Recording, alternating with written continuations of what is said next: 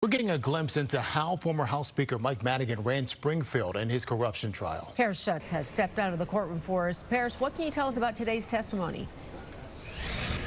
Well, Sylvia and Terrence, key to this racketeering and bribery case against former Speaker Madigan is the giant utility company ComEd and the alleged bribes they had to pay Madigan to get favorable legislation passed. So we heard from a former top ComEd executive, Scott Vaught, today, who took the stand and talked about a company that back in 2006 was on the verge of bankruptcy. What did they have to do? They had to get big pieces of legislation passed to turn those fortunes around.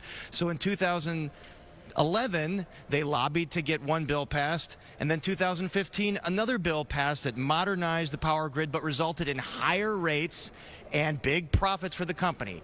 What was the key to getting that done? Well, you had to go through the big guy, of course, Madigan. And according to Vaught's testimony, he said, quote, "It was very important to understand that he controlled to a large degree what bills were going to make it to the floor or make it to committee or what would have an opportunity to be voted on."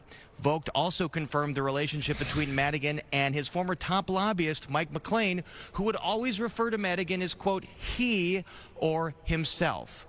Interestingly, none of the government's questions today focused on those alleged bribes in the form of no-work jobs or contracts that had to be paid to Madigan in order to get this legislation. Perhaps those questions will be saved for future witnesses that take the stand. We were also expecting to hear from former legislator Lou Lang today and hear some tapes featuring Madigan.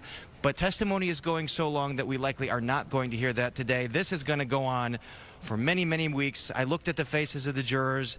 They were paying attention to some very, very weedy detail here about how utility rates worked, how the Illinois Commerce Commission works, how lobbying works, getting sort of a 101 in Illinois government here, and how Mike Madigan ran the show.